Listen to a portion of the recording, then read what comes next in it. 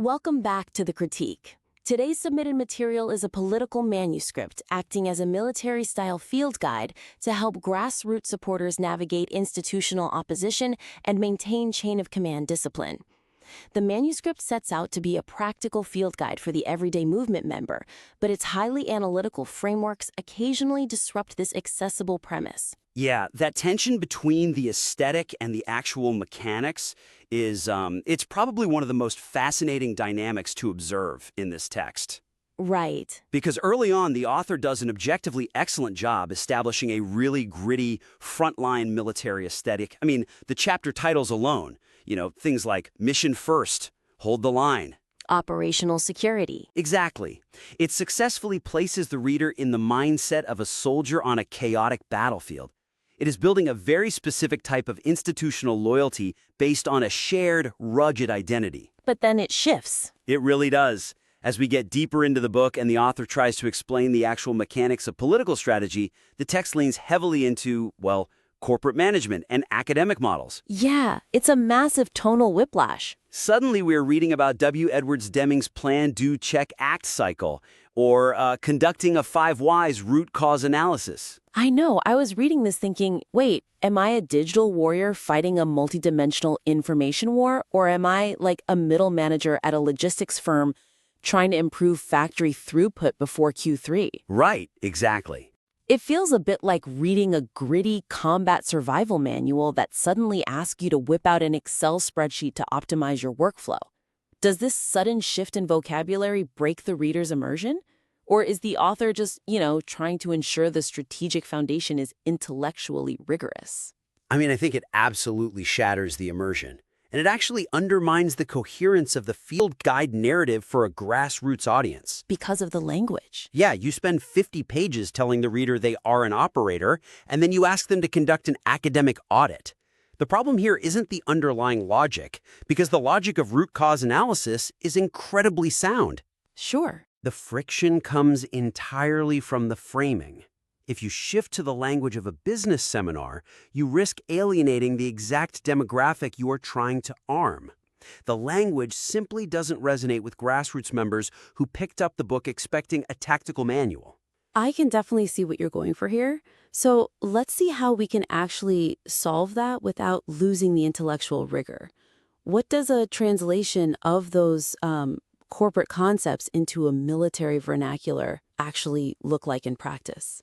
Well, take the Plan, Do, Check, Act cycle. PDCA was designed for manufacturing. It is inherently about slowing things down to ensure quality control on an assembly line. Which is not the vibe here. Not at all. That is the wrong psychological posture for a political movement under fire. Instead, the author should translate that exact same mechanical concept into the military OODA loop. Observe, orient, decide, act. Yes. So a key theme running through this material seems to be speed and maneuvering.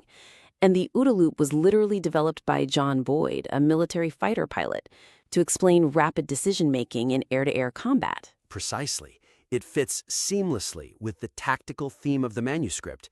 The underlying mechanism of assessing a situation, taking action, and analyzing the result, it's identical to PDCA. But it sounds cooler.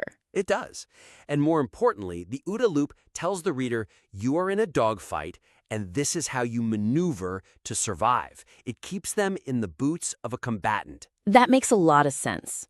So looking closely at the section discussing the 5 Whys, how do we rescue that concept? Right. Because the idea of asking why sequentially to find the structural root of an issue is super useful.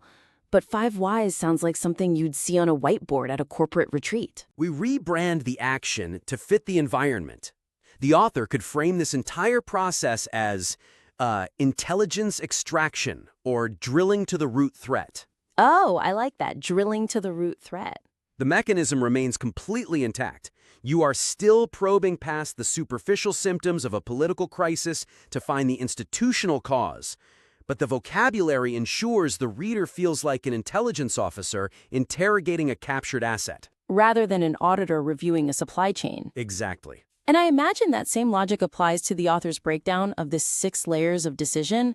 It's a brilliant dissection of intelligence, law, and strategy, but it reads like a political science syllabus. It really does. Renaming it something like the multi-dimensional battle space keeps the grassroots reader in the mindset of an active operator assessing a dynamic field. But getting the terminology right is just window dressing if the actual tactical commands being issued are kind of suicidal in the current landscape. Which they are. Right. The translation of strict military command structures to decentralized political movements is fascinating, but the bridge connecting high-level strategic silence to the supporters' daily online reality lacks concrete reinforcement. This is where we really have to evaluate the author's argument on command structure. Yeah, unpack that for me.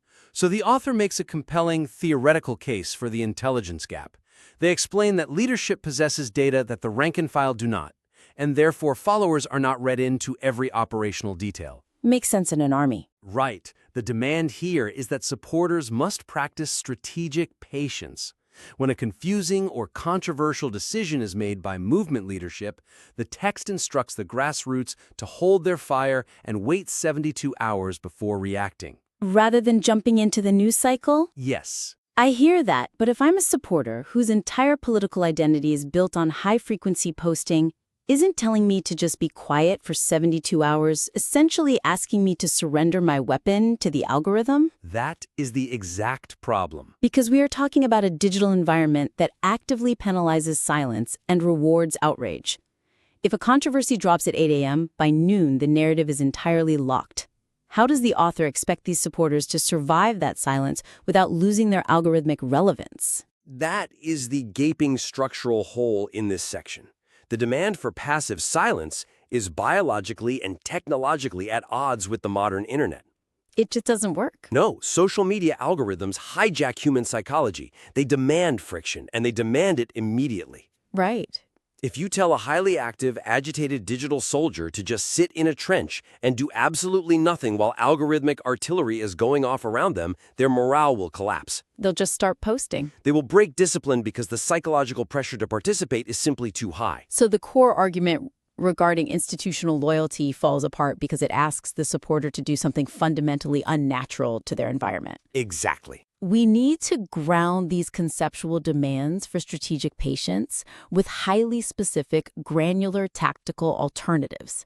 You can't just tell them what not to do. You have to give them a job to do. Right, a job while they wait. Exactly the right approach. To make this military framework actually connect to the daily lives of movement supporters, the author needs to develop algorithmic holding patterns. Algorithmic holding patterns. I like that. When a confusing command decision drops and the grassroots are ordered to hold their fire, the guide should instruct them to execute positive communication before action. Okay, let's map out what that actually looks like for the reader. They get the order to wait 72 hours. What is the very next step they take so they don't feel entirely helpless? The author should provide templates for what the military calls covering fire. Interesting. You instruct the followers to intentionally fill that algorithmic void by amplifying past documented victories. Okay, so give me an example. Let's say there is a confusing policy shift on a Tuesday, and the base is angry. The leadership says, stand by for context. Instead of the base sitting on their hands, the guide instructs them to spend that 72 hours flooding the zone with undeniable historic wins. Like what kind of wins? Whether that's a major peace treaty like the Abraham Accords, or maybe a recent tangible surge in domestic manufacturing numbers. I see how that functions mechanically. It gives the supporter a way to maintain narrative dominance and keep their personal algorithmic engagement metrics high. Yep. But they are doing it with safe, established material while they wait for the context on the new, volatile issue. It feeds the algorithm's demand for content without generating friendly fire against their own leadership. And it channels that nervous, reactive energy into something productive. Which is huge. Building on that, the text could introduce a specific, step-by-step flowchart for target identification before engagement. Oh, that's smart.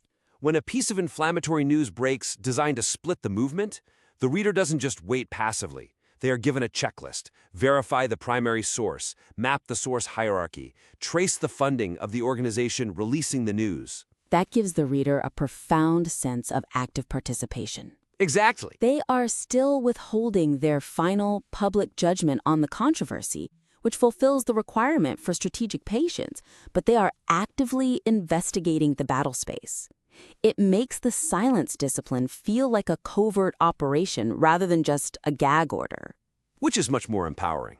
But even if you give supporters these algorithmic holding patterns to keep them busy, you still face the reality that some people simply won't follow orders. There are always rogues. Right. There will always be rogues who care more about their personal brand than the mission, and that's the real threat this manuscript tries to tackle in its later sections. The exploration of internal movement threats is one of the manuscript's most compelling angles, yet the evidence supporting these specific failure modes relies heavily on abstraction. Yeah, Section V is conceptually brilliant. The author identifies things like the social media personality problem, friendly fire, and the purity spiral as the true existential threats to the movement's survival. Right. They argue that a movement is rarely destroyed from the outside. It is usually fractured from within by bad actors. But the friction here is a massive asymmetry in how evidence is presented.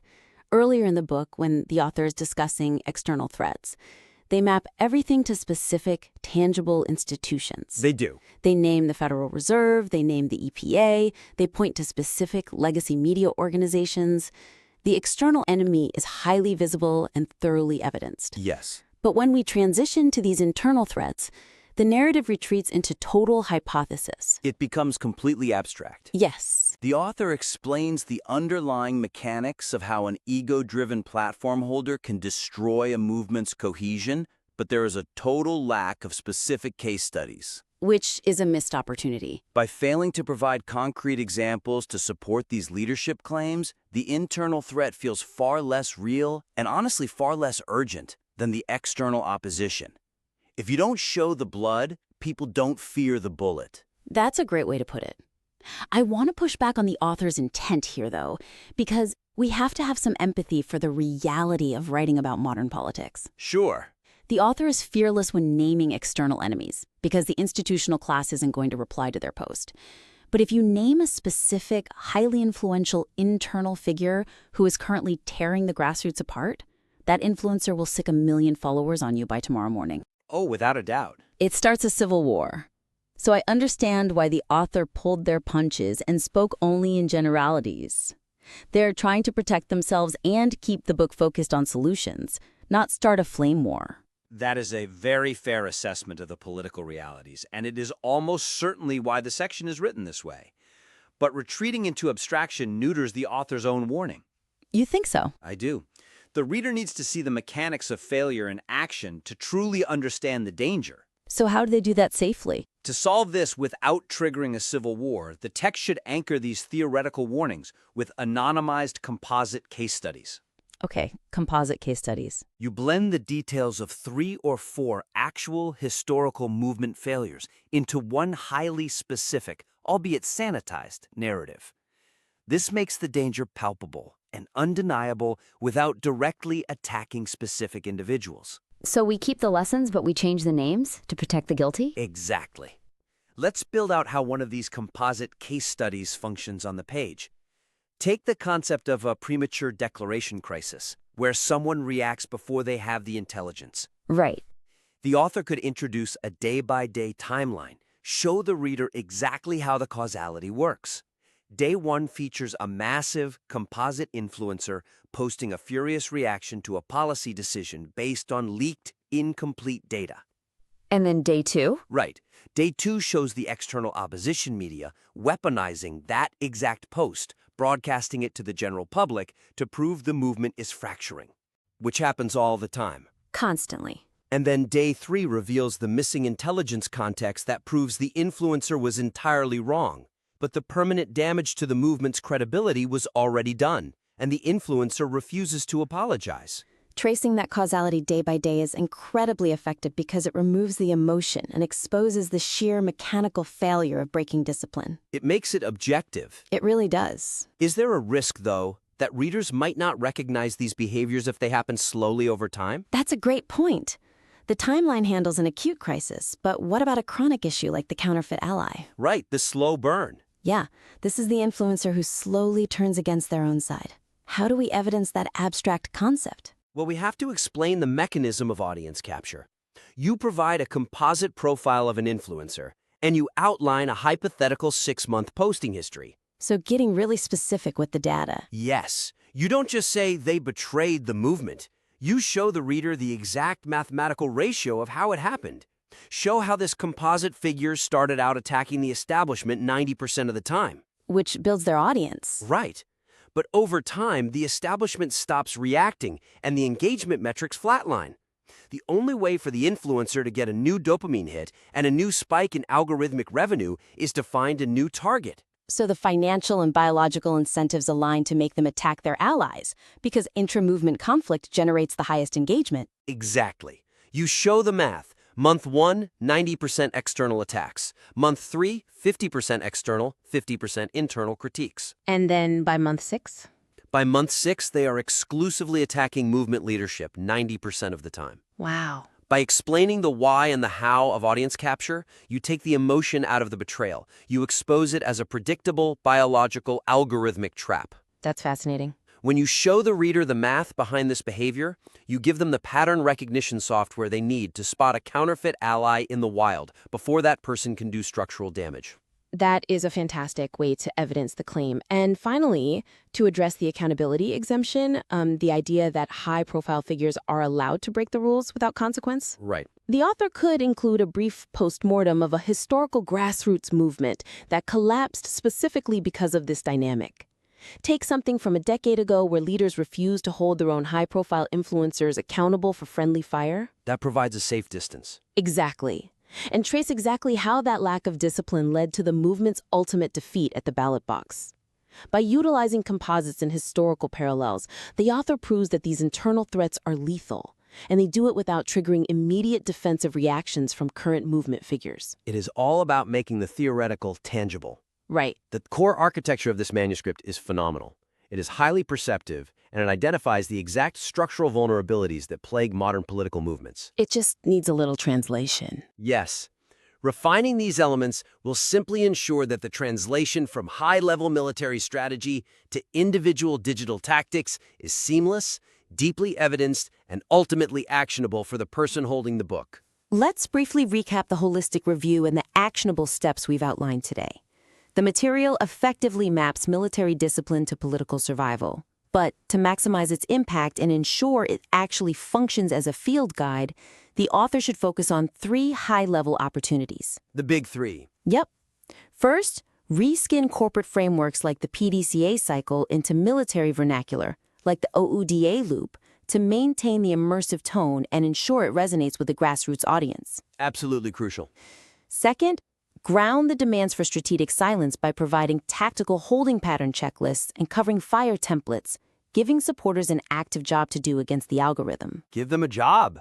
And third, replace the abstract warnings about internal social media threats with anonymized, composite case studies that expose the exact mathematical and psychological mechanics of movement fracture. Show the math. Exactly. We invite the listener to implement these revisions and submit the updated manuscript back in for a future critique. We want to help you keep these readers on the battlefield, not in the boardroom. Until next time.